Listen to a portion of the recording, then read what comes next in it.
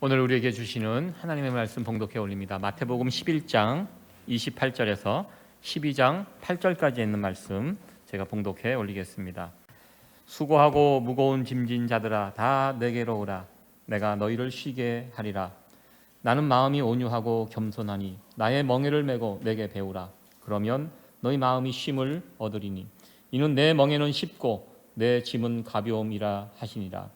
그때 예수께서 안식일에 밀밭 사이로 가실새 제자들이 시장하여 이삭을 잘라 먹으니 바리새인들이 보고 예수께 고하되 보시오 당신의 제자들이 안식일에 하지 못할 일을 하나이다. 예수께서 가라사대 다윗이 자기와 그 함께한 자들이 시장할 때 한 일을 잃지 못하였느냐. 그가 하나님의 전에 들어가서 제사장 외에는 자기나 그 함께한 자들이 먹지 못하는 진설병을 먹지 아니하였느냐. 또 안식일에 제사장들이 성전 안에서 안식을 범하여도 죄가 없음을 너희가 율법에서 읽지 못하였느냐. 내가 너희에게 이르노니 성전보다 더 큰 이가 여기 있느니라. 나는 자비를 원하고 제사를 원치 아니하노라 하신 뜻을 너희가 알았다면 무죄한 자를 죄로 정치 아니하였으리라. 인자는 안식일의 주인이라 하시니라. 아멘. 오늘 방금 봉독해드린 성경 본문의 말씀을 가지고 쉼을 얻으리니라는 제목으로 하나님 말씀 전하도록 하겠습니다.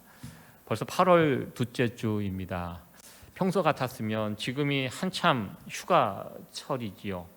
많은 분들이 휴가를 가야 할 그 시기이지만 우리 주변에서 이렇게 훌쩍 휴가 가시는 분들 소식은 잘 듣지 못하는 것 같습니다. 이렇게 집에만 계속 있다 보니까 또 이렇게 움츠려 있다 보니까 시간 가는 줄 모르고요. 또 벌써 8월 둘째 주, 지금이 휴가 시즌이구나 이렇게 생각하면서 올 2020년은 참 특별한 한 해가 아닌가 이렇게 또 생각을 해보게 됩니다. 사실 2020년은 도쿄 올림픽이 있는 해입니다. 여러분들 올해 올림픽 못했죠? 예, 여러분들 정신없이 살다 보니까 올림픽 했는지 안 했는지도 모르시는데 올해 못했습니다. 1년 연기가 됐고요. 지금 일본이 여러 가지 일로 힘든 그런 시기를 지내고 있는데 이 올림픽 때문에도 참 힘든 시간들을 보내고 있습니다. 혹시 여러분들 도쿄 올림픽이 결정될 때 올림픽은 도시로 결정이 됩니다. 도쿄 올림픽, 서울 올림픽, 애틀란타 올림픽 뭐 이렇게 도시 지명으로, 그리고 월드컵은 나라 이름으로 코리아 월드컵, 뭐 독일 월드컵, 브라질 월드컵 이렇게 이제 나라가 개최하는 것이고 올림픽은 도시가 개최를 합니다. 도쿄하고 그때 경쟁이 붙었던 도시가 혹시 어느 도시인지 아십니까? 이게 한 10년 전에 결정이 된 것으로 제가 알고 있는데요. 그때 도쿄와 올림픽 개최를 놓고 치열하게 다툰 도시가 한국의 부산이었습니다. 부산에서 올림픽을 개최하려고 같이 열심히 유치 활동을 했는데 결국 우리가 도쿄에 졌습니다. 그때 아베 수상이 그 도쿄 올림픽이 결정되는 그 회의장에 달려가서 얼싸안고 기뻐하며 또 우리는 그 모습을 씁쓸한 모습으로 지켜봤던 그런 기억이 있는데요. 참 세상 일이 세옹지마라는 말이 있습니다. 지금은 이제 우리가 가슴을 쓸어내리고 있습니다. 그때 우리가 부산이 올림픽에 연결됐다라면 얼마나 힘든 시간을 보냈을까. 지금 이 올림픽을요 물릴 수도 없고 할 수도 없고 그런 상황입니다. 지금 경기장 다 지어놨습니다. 숙소 다 만들어놨는데 올림픽 하지 않으면 엄청난 경제적인 손실을 입게 됩니다. 그래서 어쩔 수 없이 지금 올림픽을 하긴 해야 되는데 여전히 코로나 바이러스가 일본에 지금 뭐 하루에 뭐 1,500명, 1,600명 더 요즘은 더 과연 내년에 2021년이지만 도쿄 2020 저 엠블럼을 그대로 사용하기로 했다고 합니다. 과연 2021년 6월에 올림픽을 정상적으로 할 수 있는가? 또 어떤 나라는요 지금부터 아예 우리는 참가 안 하겠다 공식 선언한 나라도 있습니다. 참 어려운 시기인데요. 이 올림픽이 한번 취소가 되면 나라적으로 큰 손해를 당합니다. 어려움을 당하는데요. 나라도 큰 피해를 당하지만 또 한 가지 안타까운 것은 그 올림픽을 준비한 선수들도 굉장히 큰 손해를 당한다고 합니다. 뭐 야구나 농구처럼 인기 있는 스포츠 말고 올림픽에만 초점이 맞춰져 있는 선수들이 있습니다. 4년에 한 번, 올림픽이 매년 하는 것이 아니기 때문에 4년에 한 번 국가의 명예를 걸고 태극 마크, 각 나라의 국가대표 마크를 달고 올림픽에 나가서 금메달을 따는 거, 메달을 따는 거 평생의 소원으로 삼고 열심히 훈련했던 선수들이 올림픽이 한 번 취소가 되면 8년을 기다려야 됩니다. 그러면 이제 은퇴할 나이죠. 그러니까 선수들이 큰 손해를 당합니다. 그래서 이 올림픽이 가능하면 열렸으면, 그것을 준비한 선수들을 위해서라도 열렸으면 하는 것이 또 조그만 바람이기도 합니다. 올림픽에 나가기 위해서 준비했던 선수들의 이야기를 본 적이 있습니다. 특별히 유도, 레슬링, 태권도 이런 종목들은 체급이 정해져 있습니다. 50kg, 60kg, 70kg 또 세 분야에 대해서 자기가 뛰는 체급이 딱 정해져 있는데요. 올림픽에서 유도 금메달을 땄던 어느 선수가 이런 이야기를 합니다. 그 선수가 굉장한 선수였습니다. 모든 그 경기를 한 판으로, 결승전까지 한 판으로 우승을 했던 유도 선수였는데요. 그 선수가 그런 이야기를 합니다. 제일 힘든 것이 체중 관리, 체중 조절하는 것이 힘든다는 거예요. 운동 선수들은 힘을 쓰기 때문에 평소에는 잘 먹습니다. 엄청나게 먹습니다. 근데 문제는 자기 체중을 이렇게 정해진 체중에 맞춰야 되거든요. 그래서 어떤 선수는 시합이 이제 일주일 남았는데 10kg가 오버가 됐대요. 여러분들 일주일 사이에 10kg 빼실 수 있으세요? 우리 여성분들 10kg 빼면 얼마나 좋겠습니까? 그렇죠? 예. 우리 평생의 소원이 10kg 빼는 거 아닙니까? 예. 그런데요, 운동 선수들은 10kg 뺄 수 있대요. 하도 이 자기 체중에 맞추는 그 훈련을 해왔기 때문에 일주일 남아도 10kg 뺄 수 있대요. 아무것도 먹지 않고 계속 몸에서 이제 땀을 배출하고 지옥이래요. 그러니까 그 선수가 돌아보면서, 지금은 은퇴했지만 운동할 때 정말 힘들었던 게 상대방과 싸움이 아니라 나 자신과의 싸움, 특별히 체중을 맞추는 거. 어쩔 때는 3일 남았는데 10kg가 오버됐대. 이건 거의 불가능하다. 그런데 그 3일 동안 10kg를 빼갖고 그 대회에 나갑니다. 대단한 거죠. 거기에 맞추기 위해서는 거의 죽음 일보 직전까지 갈 정도로 고통스러웠다고 합니다. 그 선수가 식성이 참 좋아요. 그 방송에 나와서도 그 자그마한 선수인데 엄청 잘 먹습니다. 근데 자기 그 좋아하는 음식을 먹지 못하고요. 그 운동을 위해서. 아마 그 선수가 처음 유도를 할 때는 굉장히 즐겁고 행복한 마음으로 유도를 시작했는데요. 점점 위로 올라갈수록 국가 대표가 되고 나니까요, 짊어질 짐이 많은 거예요. 이걸 내려놓지 못하고 그렇게 살다가 이제는 은퇴하고 먹고 싶은 건 마음껏 먹고, 그래서 너무너무 행복하게 지금은 살고 있다, 이런 이야기를 하는 것을 보았습니다. 여러분들, 한국의 대표적인 상품 가운데 K-팝 아마 여러분들 많이 들어보셨을 것입니다. 요즘 미국에도 이 K-팝 스타들이 인기가 있는데요. 이 소녀시대라고 혹시 아세요? 소녀시대 멤버가 몇 명이죠? 2명. 그건 반이걸스고요. 소녀시대 한 9명인가요? 소녀시대 그거 7명은 저기죠. 예, 방탄소년단 7명. 소녀시대 정말 많죠. 제가 기억하기로는 9명 정도 되는 걸로 제가 알고 있는데 맞는지 모르겠습니다. 소녀시대 정말 한국 사람으로서 저렇게 비율이 좋고 키가 크고 정말 날씬하고 예쁘고 그 9명의 그 아가씨들, 예, 그룹입니다. 근데 그들이 그 몸매를 유지하기 위해서 하루에 먹는 식단입니다. 기업에서 관리를 해요. 하루에 저 먹는 식단을 한번 보시기 바랍니다. 아침, 점심, 간식, 저녁. 간식에 보니까 방울토마토 3개가 지금 들어가 있습니다. 지금 뭘 먹는지 한번 보십시오. 여러분 보시면 무엇을 느끼십니까? 브로콜리 몇 개, 닭가슴살 몇 그램, 제가 보기에는 계란도 흰자 2개. 여러분들 사실 이거 한 끼 식사도 안 되잖아요. 여러분들 이 정도면 아무것도 아니잖아요. 그런데요, 그 아이돌 스타의 그 인기를 유지하기 위해서 하루에 철저하게 저 식단을 짜서 관리하고 감시하고 나가서 사 먹지 못하도록 아주 철저하게 하면서 그 아이돌, 오늘의 이 아이돌 스타들이 만들어졌다는 것입니다. 제가 이 식단을 보면서 불쌍하다라는 생각이 들었습니다. 얼마나 먹고 싶은 때입니까? 여러분들 지금 우리 때는 먹으면 잘 소화가 안 되지만요, 10대 후반 새도 먹어서 녹일 수 있는 나이 아닙니까? 근데 먹고 싶은 거 다 참아가면서 저렇게 인기를 위해서 먹는 것만 힘든 게 아니더라고요. 스타가 된다는 거, 처음에는 자신이 좋아하는 춤과 노래를 마음껏 할 수 있어서 행복했을 것입니다. 그러나 점점 인기를 얻고 스타의 자리에 가면 짊어져야 할 짐들이 많아요. 너무너무 많아요. 힘들어요. 그래서 인기 절정의 스타들 가운데 갑자기 어느 날 스스로 그 짐을 내어 던져버리는, 스스로 목숨을 끊어버리는 안타까운 그런 뉴스들을 심심치 않게 자주 우리는 접하게 됩니다.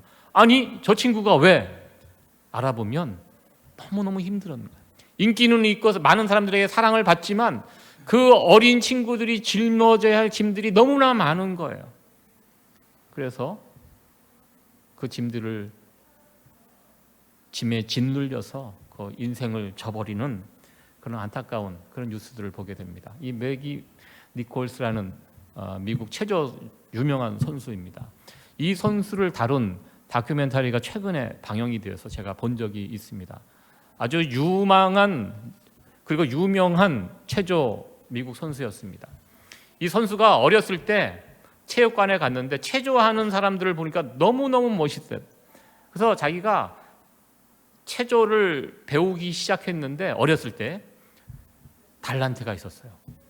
굉장한 달란트가 있었어요. 그래서 이 친구가 아주 어렸을 때부터 체계적으로 잘 훈련을 받고 미국의 올림픽 국가대표까지 올라가게 됩니다. 그런데요, 국가대표가 되니까, 미국 국가대표, 체조 국가대표가 되니까요, 너무너무 짊어져야 할 짐들이 많았습니다. 처음에는 저렇게 밝게 웃으면서 체조를 했는데 점점 표정이 일그러지고 무겁고 힘들고, 그러면서 점점 체조에 대한 흥미를 잃게 되었다고 합니다. 그리고 이 선수를 다뤘던 그 다큐멘터리가 만들어진 계기가 있었는데요, 미국의 스포츠계에 엄청난 사건이 하나 터졌습니다. 이 친구가 너무너무 힘들어갖고 이것을 고발을 했고, 그것 때문에 미국 스포츠계가 뒤집어졌습니다. 저 선수를 괴롭힌 사람들 막 찾아갔고 지금 많은 사람들이 감옥에 가고 지금 그런 상황입니다. 그래서 이 친구가 내린 결론이 무엇이냐면, 내가 미국의 국가대표 되는 거 포기하는 거예요. 그 짐을 내려놓고 한 단계 밑에, 그냥 한 단계 밑으로 스스로 내려갔습니다. 그래서 대학교를 다니면서 대학 체조팀에 들어가서 거기서만 활동을 해요. 그러니까 너무너무 행복한 거예요. 그러니까 저 표정이 나오는 거예요. 그리고 나서 저런 밝은 표정으로 자기 인생에서 체조를 즐기면서 이렇게 하는 그런 모습, 마지막 그 다큐멘터리의 모습이 그렇게 마무리가 됐는데요, 저는 이 선수의 이야기를 보면서 최근에 한국에서 문제가 되었던 그 목숨을 끊었던 어린 그 선수가 생각이 났습니다. 그 선수도 재능이 있었기 때문에 그 일을 했을 것입니다. 그러다가 점점 나이가 먹고 또 어떤 선수로 뽑혀서 그러다 보니까 점점 짐이 무거워지는 거예요. 운동을 하면서 즐겁게 운동을 해야 되는데 그렇게 하지 못하고 매를 맞고 심한 욕을 듣고 이런저런 괴롭힘을 당하다가 자기가 쥐고 있는 이 짐이 너무너무 무거워서 그 짐을 덜어달라고 부탁을 했어요, 주변 사람들에게. 그런데 미국과는 달리, 미국은요, 부탁을 했을 때 그 부탁을, 짐을 좀 덜어달라고 했을 때 들어줬어요. 그래서 문제가 해결되고 저렇게 밝은 미소를 되찾았는데요, 한국의 상황은 그렇지 못했습니다. 짐을 덜어달라는 그 요청에 사람들이 외면하고 무시하는 가운데 도저히 혼자 견디지 못하고 그 짐에 짓눌려 그냥 안타까운 그 일들이 벌어지게 되었는데요, 참 그 뉴스를 보면서 이 미국의 저 선수와 이 오버랩이 되면서 참 마음이 제가 한동안 무거웠습니다. 한참 살 일이 창창한 그 젊은 나이에 저 여자 선수를 도와주지 못하고 결국 저렇게 되었구나. 참 안타까운 그런 마음을 갖게 되었습니다. 짐을 내려놓는 거 생각처럼 쉽지 않다는 것입니다. 짐을 내려놓으면 더 이상 살 수 없다. 아마 이런 생각을 아마 했던 것 같습니다. 저도 그렇고 여러분들도 이 세상을 살아가면서 짐을 지고 살아가고 있을 것입니다. 짐을 좀 내려놓고 싶지만 그것이 뜻대로 되지는 않습니다. 왜? 살아가야 되기 때문에. 우리가 항상 기쁘고 행복하게 살고 싶지만 뜻대로 되지 않는 것이 우리의 삶입니다. 여러분들 이 존 버년이 쓴 철로역정이라는 이런 소설 잘 아실 것입니다. 300년도 더 된 그런 소설인데요. 올해 코로나 바이러스가 창궐할 때 이 철로역정을 만든 회사에서 그 성도들을 위로하기 위해서 인터넷상으로 온라인으로 이것을 무료로 배포를 해서 저도 그때 한참 몸이 아플 때 집에서 인터넷으로 이 철로역정이라는 만화 영화를 다시 본 적이 있습니다. 이 철로역정 하면 제일 상징적인 장면이 바로 저 장면입니다. 주인공이 등에 무엇을 지고 있습니까? 무거운 짐을 지고 있습니다. 무거운 짐. 여기서는 이제 죄짐이라고 이렇게 하는데 저 짐을 지고 천국을 향하여 여행하는 그런 과정입니다. 그러다가 저 무거운 짐이 어느 순간 풀려지게 됩니까? 언덕 위에 있는 십자가, 그 십자가를 만난 이후에 그 등에 짊어지고 있는 그 짐이 벗어 던져버리게 됩니다. 우리가 조금 전에 불렀던 그 찬송가 455장 그게 나와 있죠. 십자가 밑에 나아가 내 짐을 풀었네. 이 철로역정에 나와 있는 이 장면을 이 찬송가로 만든 그런 것이 아닌가 이렇게 생각이 됩니다. 예수님을 만나면 우리의 짐이 풀려지게 된다. 이런 장면입니다. 오늘 본문 말씀은 마태복음 11장 28절에 있는 말씀, 너무나도 유명한 그 말씀입니다. 우리 다시 한번 이 말씀을 읽어보도록 하겠습니다.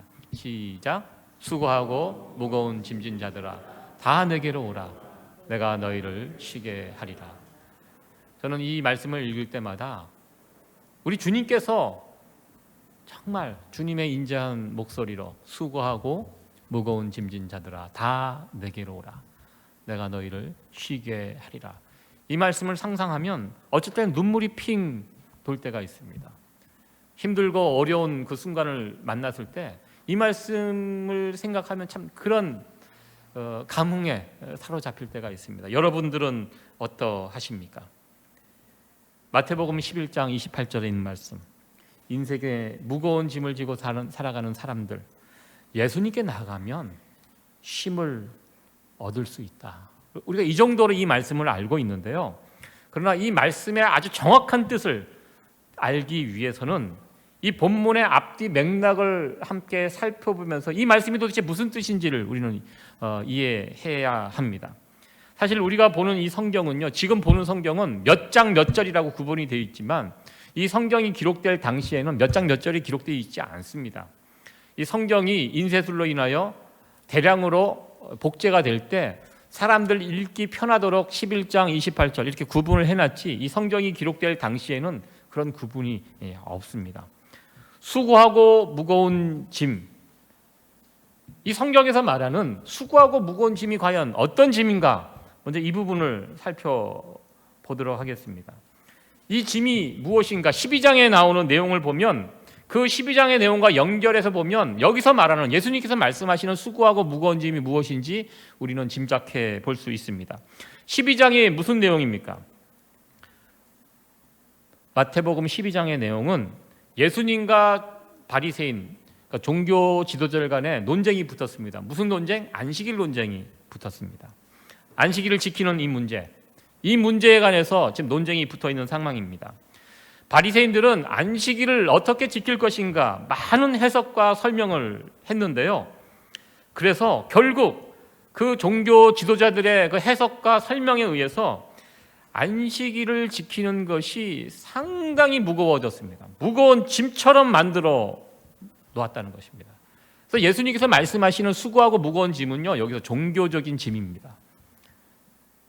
예수님께서는 그러한 상황, 백성들이 안식일을 지키는데 너무나 힘겹도록 짐을 지어 만들어 놓은 그런 것들을 보시면서 오늘의 말씀을 주신 것입니다. 수고하고 무거운 짐진 자들아 다 내게로 오라. 예수님께서는 보셨습니다. 안식일은 왔는데 사람들이 안식일 그 율법에 매여서 안식을 통해서 쉼도 누리지 못하고 기쁨도 없고 그냥 종교적인 무거운 짐덩이만 지고 안식일을 지키는, 그렇게 살아가는 이스라엘 백성들의 모습을 보셨습니다. 사실 이 안식일 누가 만드셨습니까? 우리 주님이 만드셨습니다. 우리 하나님이 만드셨습니다. 안식일을 만드신 원래 의도를 우리 주님처럼 잘 알고 있는 분이 어디 계십니까?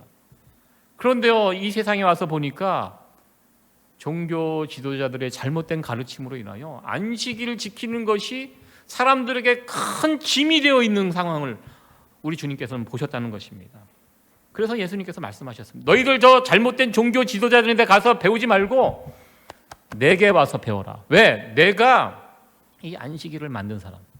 여러분, 보통 우리가 저자직강이라는 책을 쓴 사람이 직접 와서 이 부분을 설명하는 이런 저자직강 이런 이야기를 듭니다.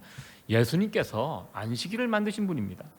이 안식일이 어떤 날인지, 저들의 가르침이 얼마나 잘못되었는지 너희들은 내게 와서 배우라. 그러면 내가 가르치는 이 안식일법, 이거는 절대 무겁지 않다는 것입니다. 쉽다, 가볍다, 이대로 하면 행복해진다. 오늘의 이 안식일 논쟁을 통해서 주님께서 말씀하시는 내용입니다.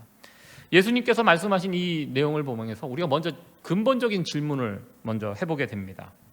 지금 우리가 이렇게 주일날 이 위급한 상황에서 마스크를 쓰고 또 이 자리에 나와서 예배를 드리고 있습니다.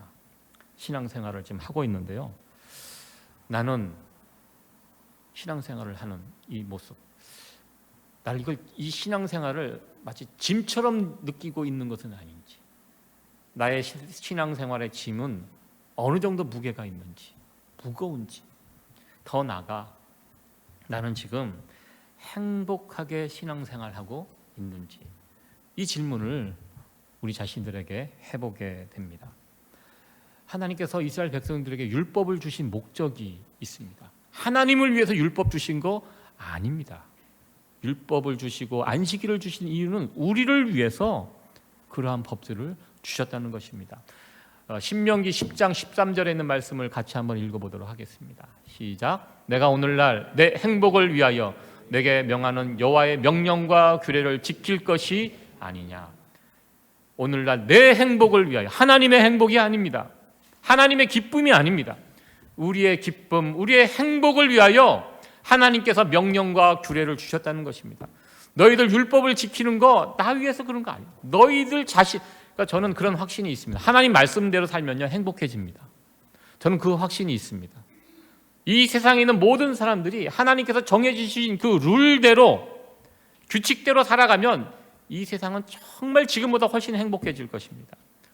사람들이 아무리 똑똑하고 자기들 나름대로 이런저런 룰을 만들어 세워놔도 그거 갖고는 되지 않습니다. 지금 한국에 그 차별금지법 때문에 지금 한국 난리입니다. 성경에서 벗어난 거 그거 해봤자 소망이 없습니다. 우리 하나님을 믿는 사람들은 그 기준은 우리가 꼭 붙잡아야 합니다. 우리의 인생이 언제 가장 행복하는가? 하나님께서 우리를 창조하셨습니다. 우리를 제일 잘 아십니다. 그래서 우리에게 어떤 룰을 주십니다. 이 룰을 지키면 우리에게 제일 잘 맞는 것입니다. 우리가 제일 행복해집니다. 하나님의 법대로 살아가는 것, 이것이 우리가 살 길이고 행복한 길이라는 것입니다.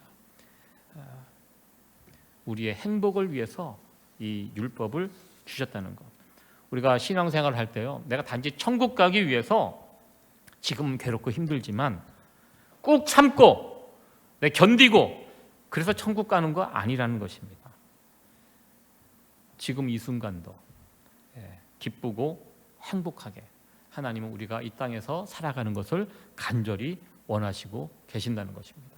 우리가 여러분들 자녀들을 잘 키워봐서 아시잖아요. 여러분들 자녀들에게 원하는 것이 무엇입니까? 저는 처음에는 이 아이들이 공부 잘해서 좋은 대학 가서 좋은 직장 얻고 그러고서 돈도 많이 벌고 막 그렇게 살아가는 참 좋겠다 이렇게 생각했는데요. 물론 그렇게 사는 것도 의미가 있지만 뭐 그렇게 살았으면 좋겠어요. 그러나 한 가지 제가 좀 간절히 바라는 것은 우리 자녀들이 행복하게 살았으면 좋겠습니다. 기쁘게 살았으면 좋겠습니다. 밝게 살았으면 좋겠습니다. 그게 제일 아닌가요? 아무리 좋은 차를 타고 다니고 집에 재산을 쌓아두어도 얼굴 찡그리고 불행하게 산다면 부모로서 참 마음이 아플 것 같아요. 부모로서 바라는 거 우리 자녀들이 정말 행복하게 그냥 밝게 그렇게 살아가는 거 그거 간절히 원합니다. 우리 하나님도 마찬가지라는 것입니다. 우리 아버지 되시는 하나님 우리를 바라보시면서 간절히 원하는 거 행복하게 억지로 끌려다니면서 신앙생활 무겁게 하는 것이 아니라 행복하게 가볍게 신나게 이렇게 신앙생활하는 거 우리 하나님께서 원하신다는 것입니다. 예수님께서는 그 당시 이스라엘 땅에 오셔서 사역하시면서 하나님의 백성으로 율법을 지키면서 살아가는 그 모습을 가까이에서 보셨습니다. 보니까 무엇이 이건 아니라는 거지. 왜 저렇게 무겁게 살까? 율법의 짐을 잔뜩 짊어지고 그리고 그 율법의 짐을 만들어서 잔뜩 지옥에 한 그 바리새인들 그들과 격렬한 논쟁을 벌였습니다. 내 백성들 왜 저렇게 만들었냐는 것입니다. 그리고 상대방의 짐을 지어놓고 본인들은 또 짐을 안 져요. 얼마나 얄밉습니까? 예수님께서는 그걸 보시고 특별하게 그 바리새인들과 격렬한 논쟁을 벌이셨습니다. 안식일을 지키는 것이 사실 저게 아닌데 그래서 예수님께서는 안식일을 지킨다는 것이 무엇인지를 구체적으로 마태복음 12장에서 여러 가지 사건들을 통해서 백성들에게 또 종교 지도자들에게 가르쳐 주셨습니다. 사실 안식일 계명은 우리가 잘 알고 있듯이 10계명 중에 하나입니다. 네 번째 계명입니다. 성경에 보면 10계명이 두 번 등장합니다. 출애굽기에 한 번 나오고 신명기에 나옵니다. 그 10계명을 이렇게 비교해 보면 조금 차이가 있어요. 출애굽기에 나온 그 10계명은 네 번째 계명 안식일을 지키라는 것은 하나님의 창조에 기인합니다. 하나님께서 6일 동안 세상을 창조하시고 일곱 번째 날 쉬셨기 때문에 그것을 근거로 우리에게 쉬라고 창조주 하나님을 강조하면서 우리에게 쉼을 명하십니다. 그러니까 안식일에 제일 중요한 것은 하루 쉬는 거예요. 쉬는 거. 나의 생업을 내려놓고 하루 쉬는 거. 그리고 신명기에 나오는 그 십계명, 그 안식일법은 신명기라는 것이 이스라엘 백성들이 애굽에서 구원받아서 시내산에서 하나님의 말씀을 받습니다.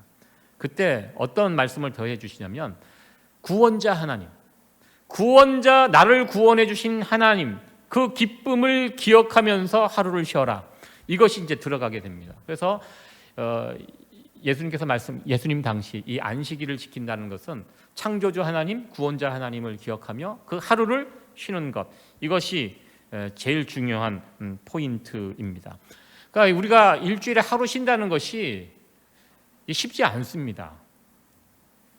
세상 사람들은 뭐 점점 노는 날을 늘려가지만 그러니까 우리가 일하는 사람으로서 특히 사업하는 사람으로서 가게 문을 하루 닫는다는 것은 영원한 이 담력이 아니고서는 쉽지 않은 일입니다. 그리고 오늘날 우리가 살아가는 현대 사회는 옛날 농사 짓던 시대하고 다릅니다. 농사 지을 때는 주일날 하루 일 안 해도 이 들판에 심겨진 곡식들이 우리가 손대지 않아도 자라잖아요. 그러나 이 현대 사회에서는 이 농사 짓는 세상이 아니거든요. 얼마나 바쁘게 분주하게 돌아다닙니까? 이 세상이 하루만 멈춰도 돌아가지 않아요. 우리가 하루 쉰다는 거, 우리의 생업을 내려놓는 것이 좀 다른 개념으로 접근을 해야 한다는 것입니다. 그래서 왜 당신은 일주일에 하루 쉬지 않냐? 막 이렇게 막 따지듯이 이렇게 하면은 안 된다는 것입니다. 어쩔 수 없이 주일날 일하시는 분들도 있을 수밖에 없어요. 그래야지 이 세상이 돌아갑니다. 우리가 여기까지 오는데 우리는 차를 손수 대부분 운전해서 왔지만 대부분 도시에서는 버스 타고 지하철 타고 옵니다. 만약에 버스 운전하시는 분이나 지하철을 운행하는 분들이 나 주일이다, 나 교회 간다, 그러면은 사회가 안 돌아가요. 우리가 편안하게 교회 와서 예배드리는데 그런 분들의 일하시는 부분들이 있기 때문에 와서 또 이렇게 하는 거고요. 또 병원에서 일하시는, 제가 예전에 교회에서 사역할 때 간호사 하시는 분들은 당번이 있어요. 그래서 주일날 번갈아 가면서 이번 주는 일하고 이번 주는 쉬고, 주일날도 아픈 분들이 있잖아요. 주일날 아프다가 주일날 안 아픕니까? 계속 아프잖아요. 그래서 그분들을 케어하시는 분들 절대 필요한 일꾼들입니다. 그래서 주일날이지만 교회에 오지 못하고 일하러 가십니다. 그런 분들에 대해서 오늘날 우리가 뭐라고 이야기하지 못합니다. 옛날하고 안식일을 지키는 이 개념이 점점 복잡해졌습니다. 그러나 중요한 것은, 이 구약이 말하는 이 안식일 개념에서 가장 중요한 것은 하나님과 연결이 되어 있습니다. 내가 하나님, 나의 창조주, 나의 구원자 되시는 하나님을 내가 믿고 신뢰할 때 나는 하루를 내려놓을 수 있다는 것입니다. 이 하나님에 대한 신뢰와 믿음이 없으면 하루 내려놓지 못합니다. 이 짐을 내려놓을 수가 없다는 것입니다. 그러니까 여러분들 이렇게 오늘 주일날 우리가 예배드리러 이렇게 나왔는데요, 하나님 신뢰하시면서 그냥 하루 푹 쉬시기 바랍니다. 그러면서 너무 걱정하지 마세요. 내일 걱정 오늘부터 미리 하지 마시고 오늘 우리 하나님께서 명하신 대로 쉬세요.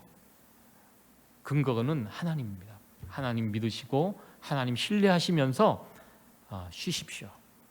우리가 살아보면서 깨닫는 것이 있습니다. 아무리 노력해도 우리 인생 우리가 마음대로 할 수 없어요.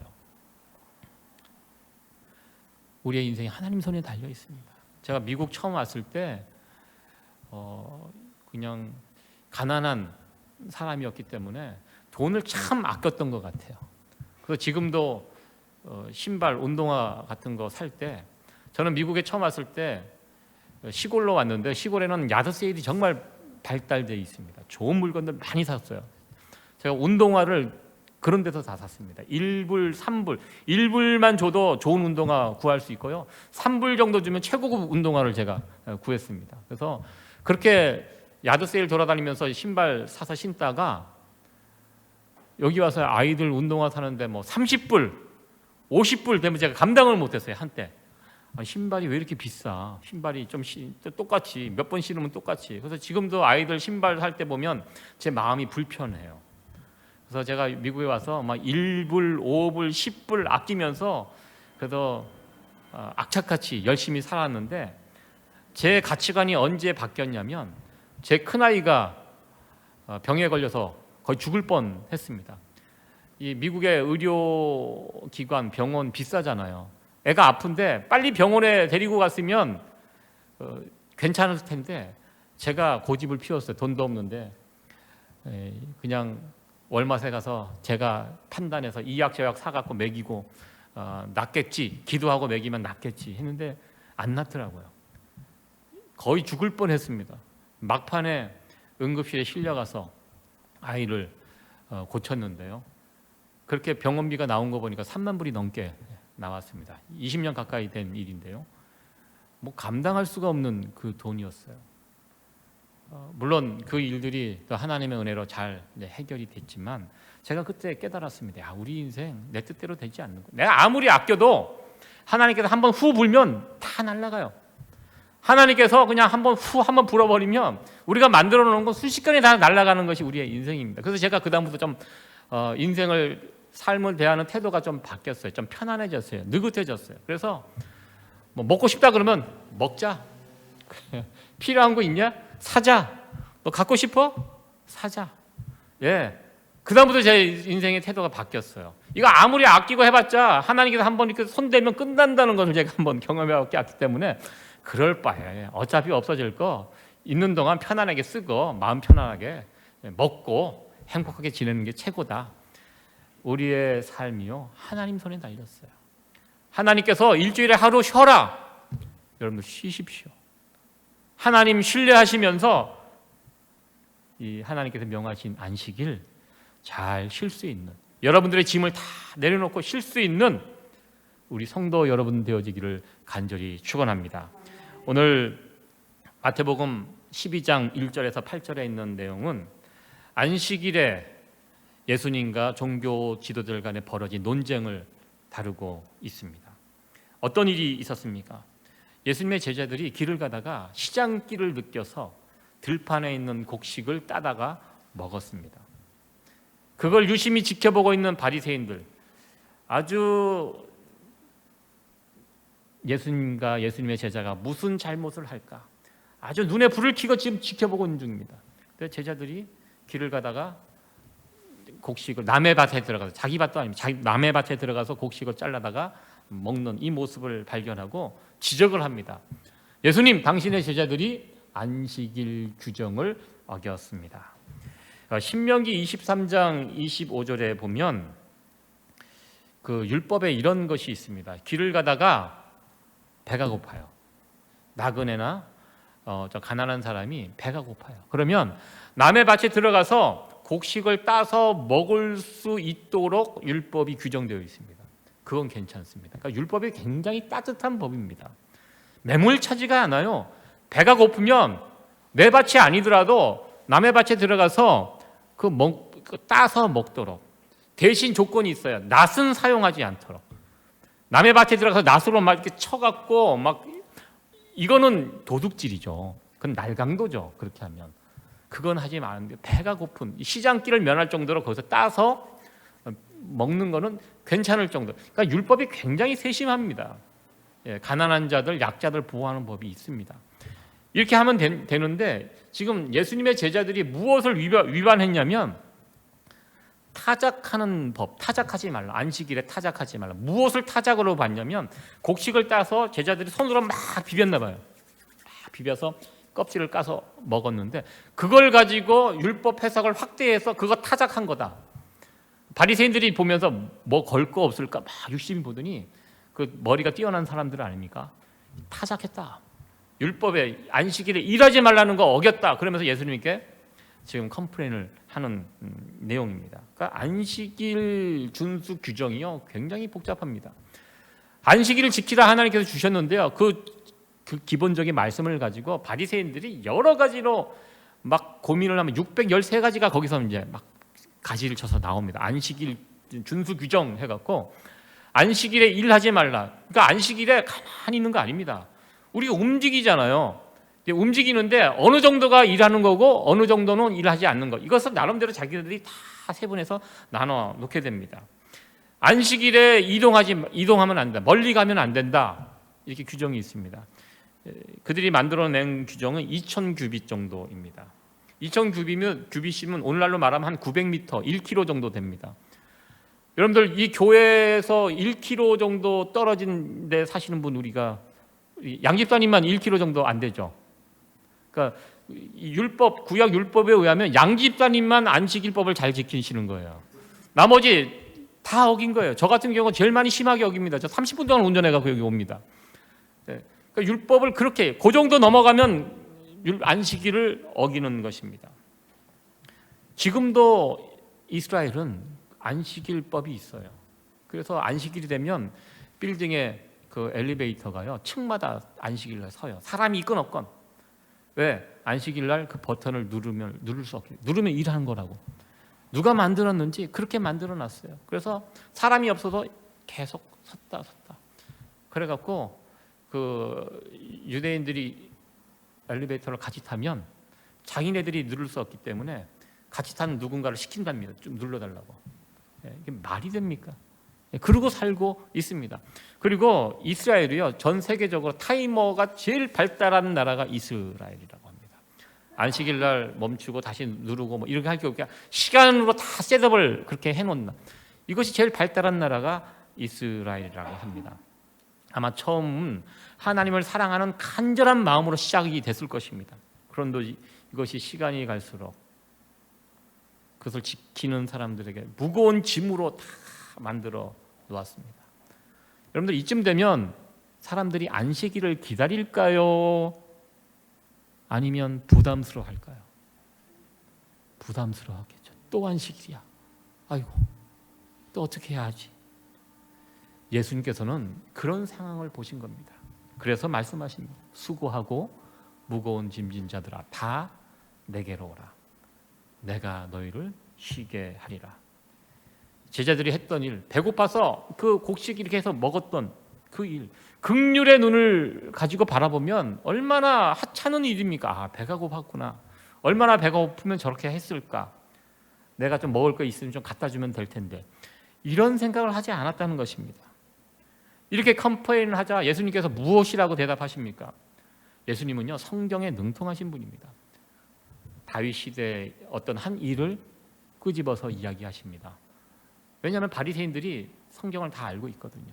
옛날 바리새인, 옛날 다윗 시대에 다윗이 전쟁을 끝내고 돌아오는 너무너무 배가 고파요. 군사들과. 그래서 그 성전에 들어갔더니 그 당시 제사장 아히멜렉에게 먹을 것을 좀 달라고 했는데 때마침 먹을 것이 다 떨어졌어요. 그런데 유일하게 남아있는 것이 제사장만이 먹을 수 있는 진설병, 떡이 남아있었던 것입니다. 근데 이 떡은 율법에 제사장만 먹게 돼 있어요. 일반 백성들은 못 먹어요. 왕도 못 먹어요. 제사장만 먹게 돼 있어요. 이게 룰입니다. 이 룰을 다윗도 알고 있었고 아히멜렉 제사장도 알고 있었습니다. 그런데요, 아히멜렉이 어떻게 했습니까? 그 떡을 다윗에게 주고 병사들에게도 나눠줬습니다. 그거 가지고 율법을 깨트렸다고 그 당시 나와 있지 않습니다. 예수님께서는 그 말씀을 하시는 거예요. 무슨 뜻입니까? 예수님께서 그러한 부분들을 인정하신다는 것입니다. 분명히 율법에는 먹지 못하게 되어 있는 그 떡을 다윗과 그 군사들이 먹었다. 예. 무슨 뜻입니까? 안식일 지키는 어떤 그 규정, 법이 때에 따라서, 환경에 따라서, 형편에 따라서 그런 부분들이 얼마든지 어제까지는 아니오가 오늘은 예스가 될 수 있다라는 것입니다. 너무 규정에 얽매이지 말라는 것입니다. 뭐냐면 안식일을 주신 이유가 하나님 때문에 주신 게 아니라 우리들 때문에, 우리를 위해서 주신 규정이기 때문에 우리를 위해서 그런 부분들은 어느 정도 뛰어넘어갈 수 있다. 이 말씀을 우리 주님께서 하신 것입니다. 여러분들 구약 성경의 나만 장군 이야기 잘 아실 것입니다. 아람의 군대 장관 나만이 이스라엘에 문둥병이 들려서 와서 거기서 고침을 받게 됩니다. 나만이 깨닫습니다. 아, 하나님만이 참 신이구나. 하나님이 진짜구나. 내가 아람에서 섬겼던 신들은 다 가짜 우상들이구나. 그럴 때 나만이 엘리사 선지자에 가서 부탁을 합니다. 어떤 부탁을 하냐면 내가 이제 아람 나라로 돌아가게 되는데 그 왕 앞에 나갔을 때 우리는 뭐 한 달에 한 번, 일주일에 한 번씩 림몬이라는 그 당, 그 이 우상을 섬기는 그 신전에 들어가서 우상 앞에 절을 해야 합니다. 근데 내가 임금을 섬기는 신하로서 절을 안 할 수가 없습니다. 그런데 나는 하나님이 진짜 참 신인 것을 알았습니다.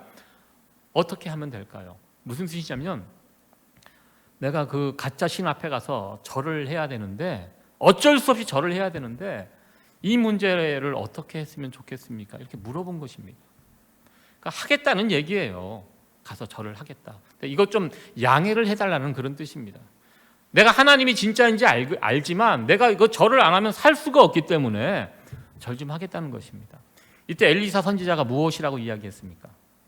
당신 그러면 안 돼. 너 하나님 진짜 그 하나님을 경험했으면 그 우상을 버리고 아람으로 가지 말고 이곳에 남아서 하나님을 섬겨야지.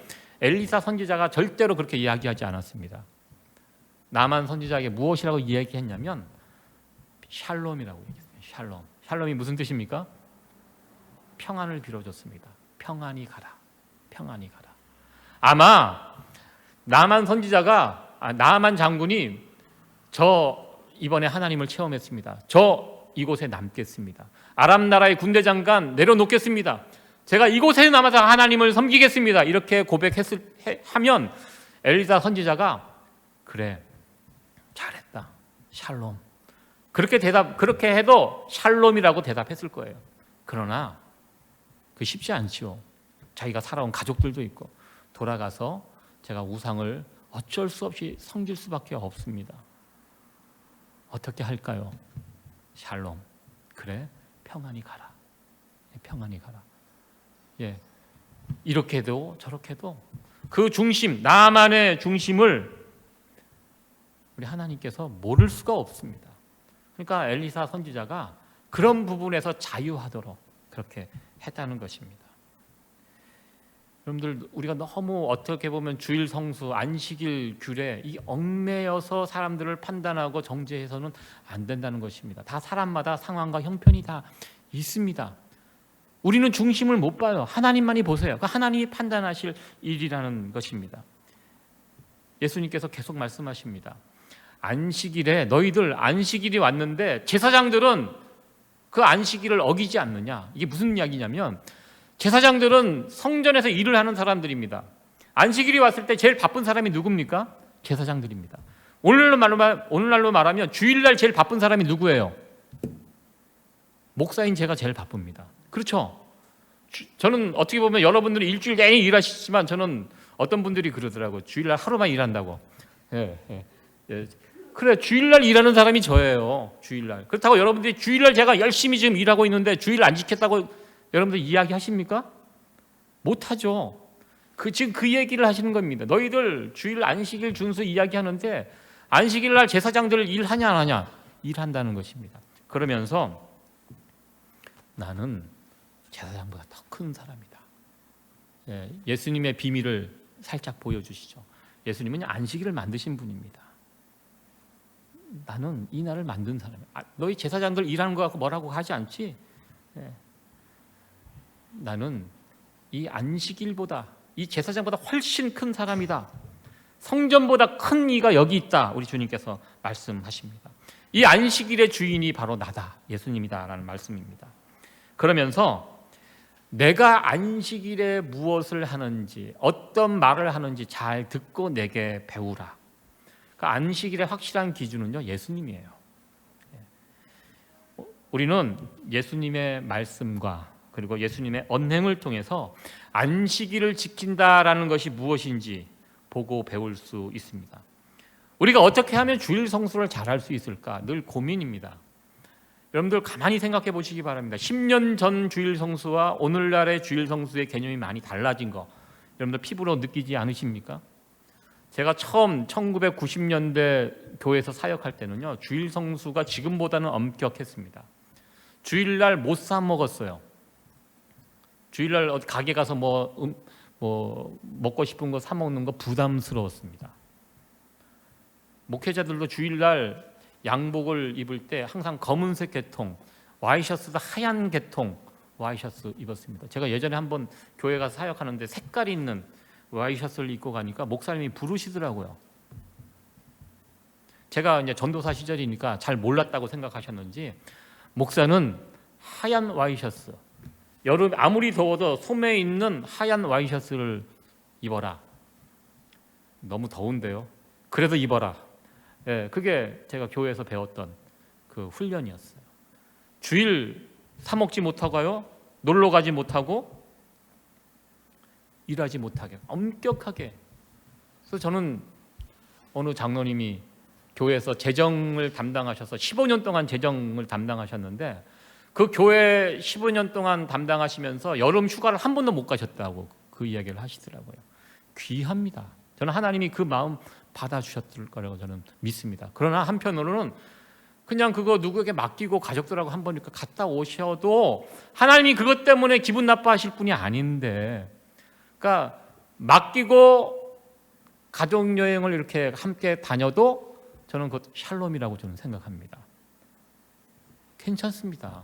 저도 우리 성도님들 여름에 한 번씩, 1년에 한 번씩 이렇게 가족들끼리 여행 가는데 주일 이렇게 빠지고 가신 것에 대해서 조금 우리 교회를 지키시고 끝까지 지키시고 남으셔서 그렇게 하시면 좋죠, 목사로서. 그러나 가족들과 함께 1년에 열심히 여러분들 일하셨는데 이 뉴욕에서 얼마나 고단한 삶이에요.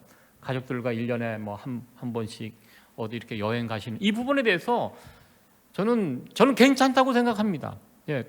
다녀오실 수 있는 분들은 다녀오세요. 괜찮은. 너무 부담 갖지 마시고요. 엘리사 선지자처럼 저는 샬롬이라고 여러분들에게 말씀해주고 싶습니다. 이 주일 성수의 개념이 달라져 가요. 옛날하고 지금 많이 달라졌습니다. 여러분들 주일날 뭐 돈 쓰시죠? 우리가 얼마나 좋은 환경에 있습니까? 예배 마치고 가시면서 얼마나 많은 식당들이 있어요. 여러분들 예배 마치시고 가시다가 식사 이렇게 하신 적 있으세요? 예.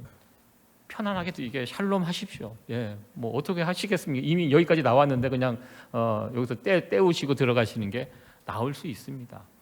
예전에는 생각도 못했어요. 주일날 어떻게 돈을 쓰고, 주일날 어디 놀러를 가고. 지금은 이런 부분들이 많이 바뀌었습니다. 그러나 한 가지 우리가 기억할 것은 그렇다고 모든 것이 가한 것이 아니라는 것입니다.